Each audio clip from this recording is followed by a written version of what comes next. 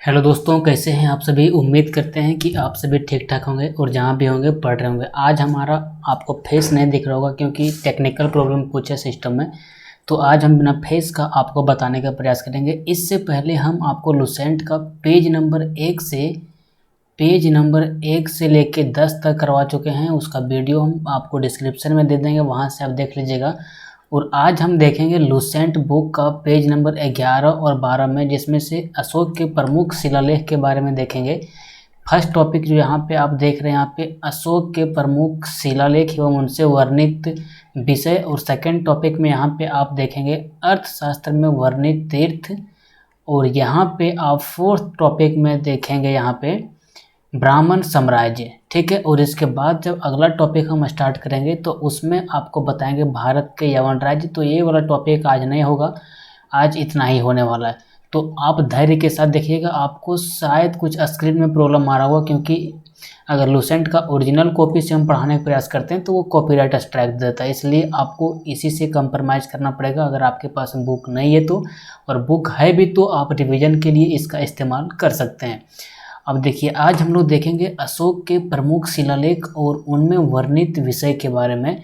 तो देखिए, अशोक का जो पहला शिलालेख था उसमें किसकी चर्चा किया गया है, तो इसमें पशु बलि की निंदा की गई है।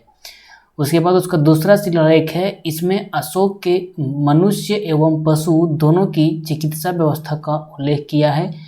तीसरा शिलालेख है अशोक का, इसमें राजकीय अधिकारियों को यह आदेश दिया गया है कि वे हर 5वें वर्ष के उपरांत पर दौरे पर जाएं। और इस शिलालेख में कुछ धार्मिक नियमों का भी उल्लेख किया गया है, किसमें, तीसरा शिलालेख में। और चौथा शिलालेख यहाँ पे है, इस अभिलेख में भैरी घोष की जगह धम्म घोष की घोषणा की गई है। और पांचवा शिलालेख है, इस शिलालेख में धर्म महामात्रों की नियुक्ति के विषय में जानकारी मिलती है। अशोक का छठा शिलालेख है, इसमें आत्म नियंत्रण की शिक्षा दी गई है। सातवां शिलालेख और आठवां शिलालेख एक साथ है। इनमें अशोक की तीर्थ यात्राओं का उल्लेख किया गया है। और इसके बाद नौवां शिलालेख है, इसमें सच्ची भेंट तथा सच्चे शिष्टाचार का उल्लेख किया गया है। और अशोक का 10वां शिलालेख देखें तो इसमें चर्चा किया गया है, इसमें अशोक ने आदेश दिया, क्या आदेश दिया, कि राजा तथा उच्च अधिकारी हमेशा प्रजा के हित में सोचें। और अशोक का 11वां शिलालेख, इसमें धम्म की व्याख्या किया गया है, किसमें, 11वां शिलालेख में। अगला है अशोक का 12वां शिलालेख, इसमें स्त्री महामात्रों की नियुक्ति एवं सभी प्रकार के विचारों के सम्मान की बात कही गई है अशोक का 12वां शिलालेख में। और 13वां शिलालेख है, इसमें कलिंग युद्ध का वर्णन एवं अशोक के हृदय परिवर्तन की बात कही गई है। और इसमें पड़ोसी राजाओं का वर्णन है।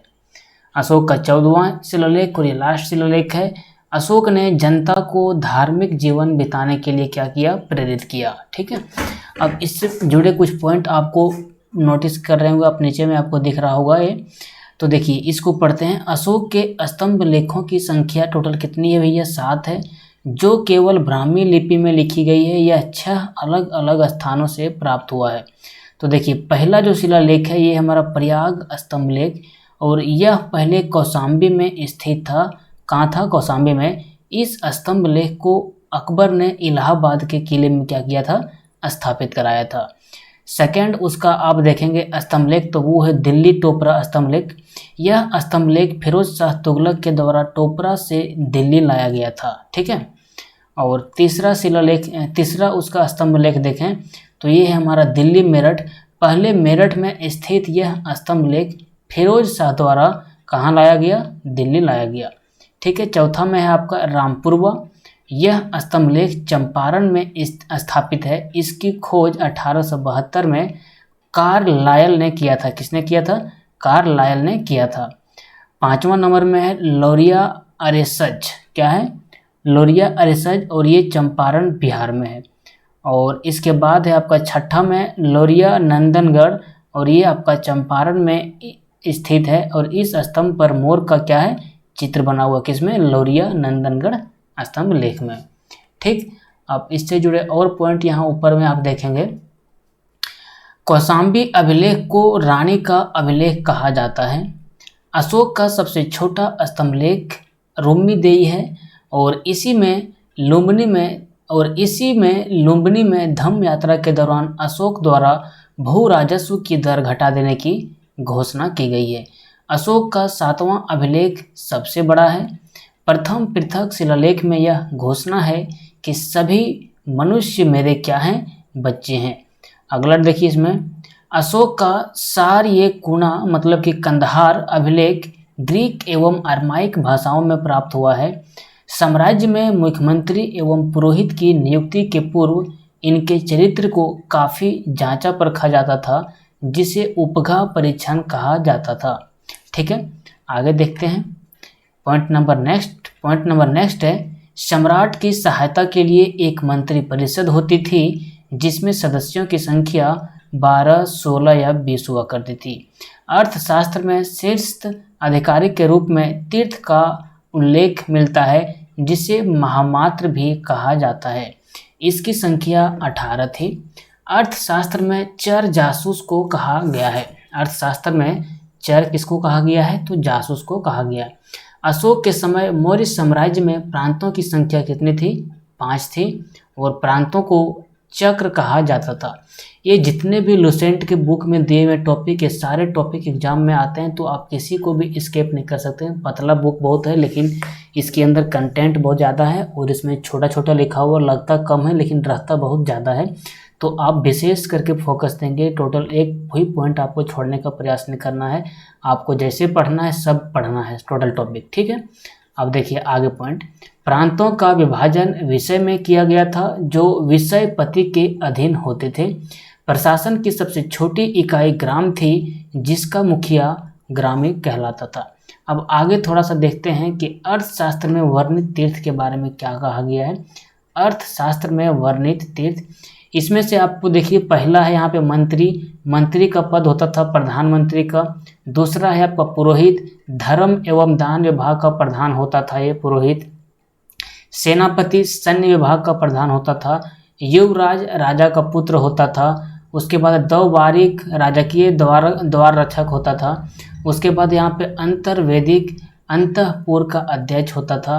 उसके बाद समाहर्ता, ये आपका है आय का संग्रह करता होता था। उसके बाद सन्निधाता, ये राजकीय कोष का अध्यक्ष होता था। इसके बाद 9 नंबर में प्रशास्ता, और ये आपका कारागार का अध्यक्ष होता था।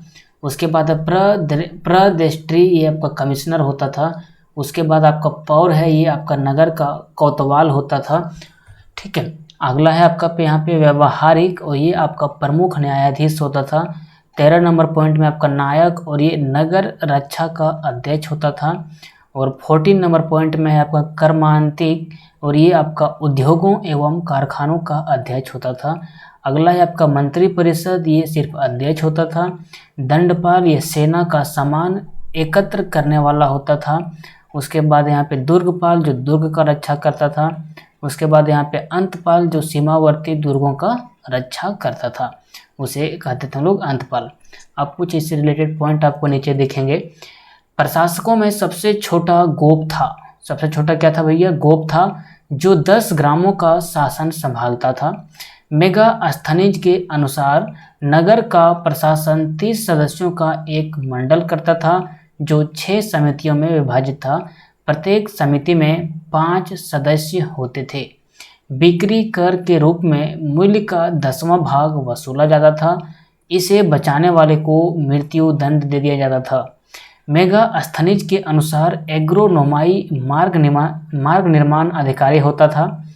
मेगास्थनीज के अनुसार एग्रोनोमाई मार्ग निर्माण का क्या होता था भैया, अधिकारी होता था।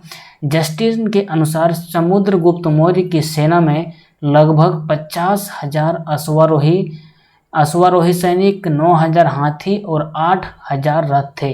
किसके अनुसार, जस्टिन के अनुसार चंद्रगुप्त मौर्य की सेना में। ठीक है, अब अगला पेज देखेंगे हम लोग, पेज नंबर 12। देखिए यहाँ पे आपको दिख रहा होगा पेज नंबर 12।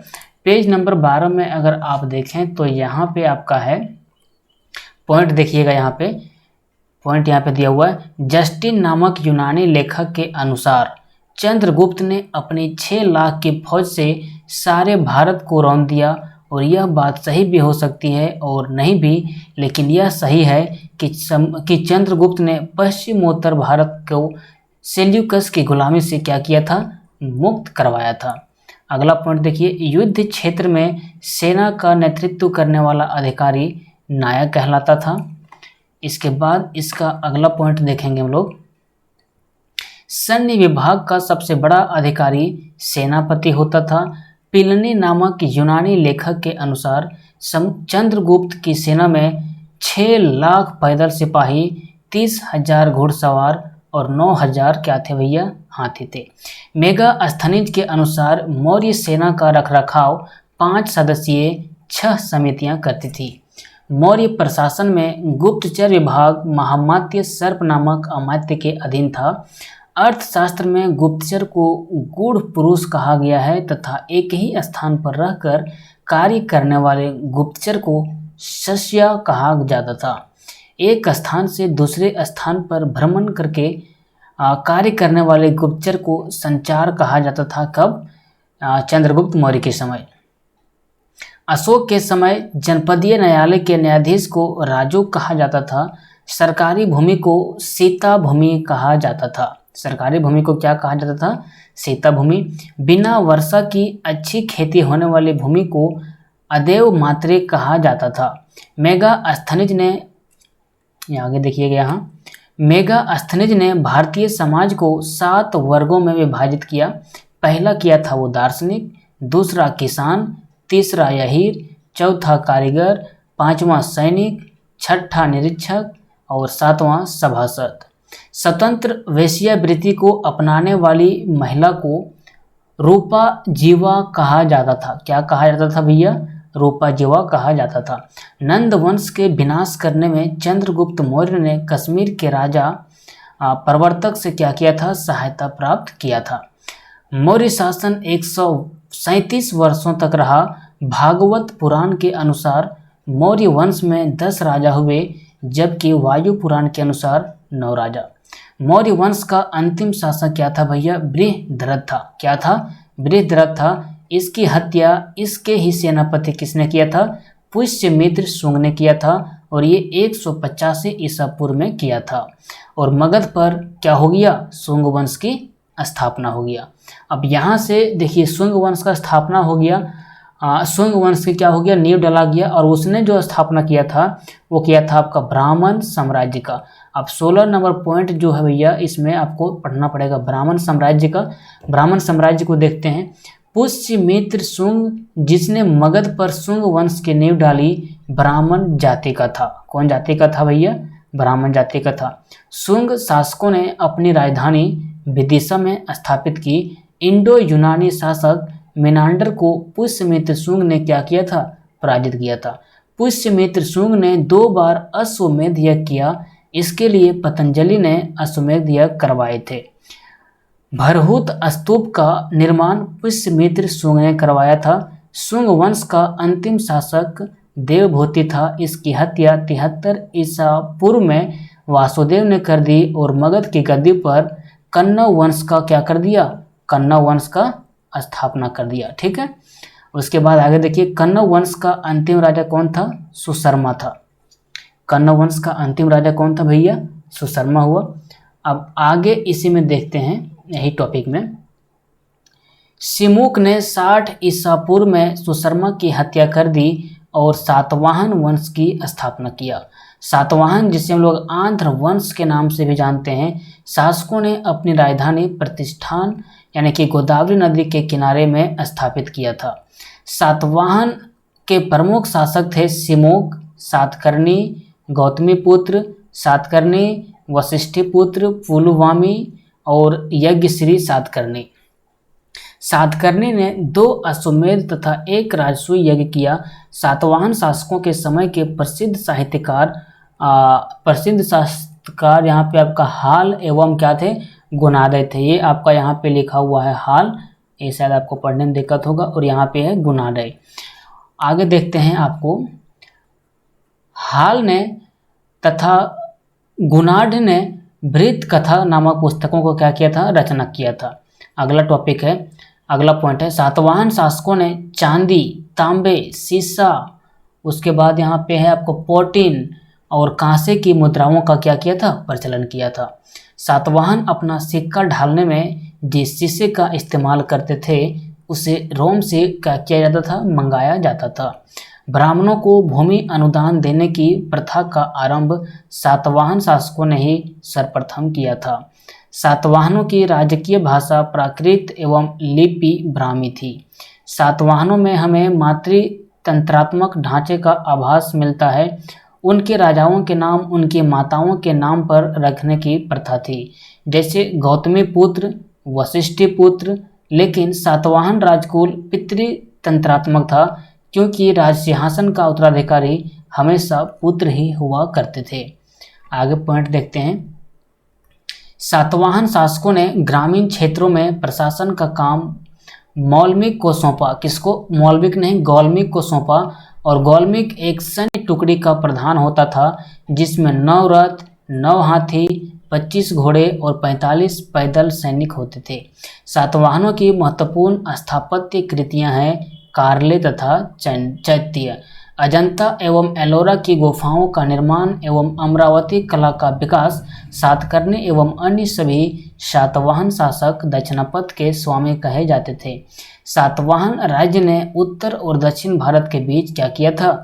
सेतु का काम किया था। और आज का टॉपिक में हम लोग इतना ही देखेंगे, और इसके बाद का जब अगला टॉपिक के बारे में हम लोग पढ़ेंगे तो वहाँ पे हम लोग देखेंगे भारत के यवन राज्य के बारे में, भारत पर आक्रमण करने वाले लोगों के बारे में। फर्स्ट किया था आपका हिंद यूनानी, उसके बाद शक, उसके बाद पहलव, उसके बाद कुषाण।